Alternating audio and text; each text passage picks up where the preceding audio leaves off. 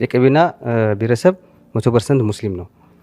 ከዚህ ጋር ተያይዞ የአረፋን በዓል የጾምን በዓል ከሆነ እንዴት ይጠቀም ነበር፣ እንዴት ይገልገል የሚል ነገሮች እናያለን። ከዛ ውጪ መሻይኮቻችን አሉ። መሻይኮቻችን ወደ ከ30 በላይ መሻይኮቻችን አሉ።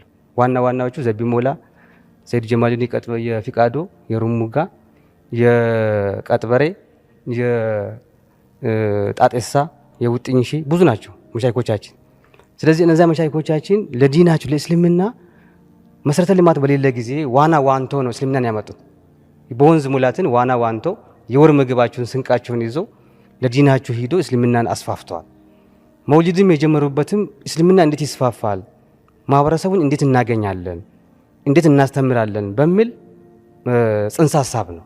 እኛ እሱን ይዘን ነው መሄድ አለብን ብዬ አስባለሁ። ምክንያቱም እነዛ ሰዎች ለዲን ያላቸው ትኩረት፣ ለዲን ያላቸው ጥንካሬ ከባድ ነበር። ዛሬ በዚህ ልክ ጠንካራ ነን ወይ ስንል ግን ያው ጥያቄ ምልክት ነው ያለ ነው። እነሱ ዋና ዋንተው ነው ዲን ያመጡት። ምግብ ሳይበሉ ሳይመቻችላቸው፣ መንገድ አልነበረም፣ ድልድይ አልነበረም፣ መኪና አልነበረም።